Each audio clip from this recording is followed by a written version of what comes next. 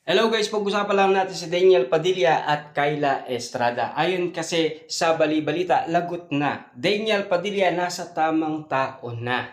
Okay naman ang kapalit na si Kyla Estrada. Ibig sabihin, tanggap na ng mga netizens at mga solid fans ni na Kyla Estrada at Daniel Padilla dahil natagpuan na ni Daniel Padilla ang para sa kanya. Siyempre alam nyo naman, 'di ba? Sa pangungulit ni Daniel Padilla kay Catherine Bernardo na habol ng habol. Kaso nga lang wala talagang bisa, 'di ba? Pero at least nagkaayos sila at nagkabati sila ayon kay Sian Gasa. 99.9% ayon kay Sian Gasa. Ngunit hindi tayo binigo ni Daniel Padilla dahil meron siyang nahanap na para sa kanya. Na alam ni Daniel Padilla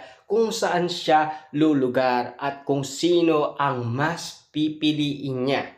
Ayon kasi sa karamihan, okay na daw siya kay Kyla Estrada. Kitang-kita niyo naman siguro ang kasiyaan ni Daniel Padilla na talagang kilig na kilig siya at in love siya kay Kyla Estrada. Kasi alam niyo naman kung sino ang nakatulong kay Daniel Padilla para makamove on siya.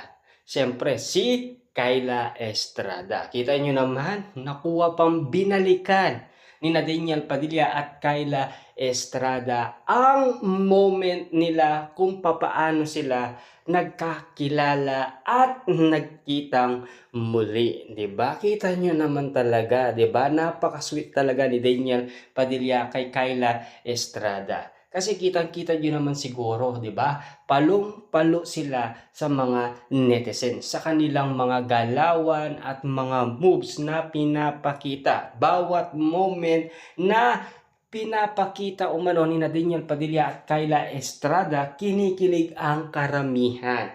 Kasi nagtitrending nga naman kasi ang mga date nila.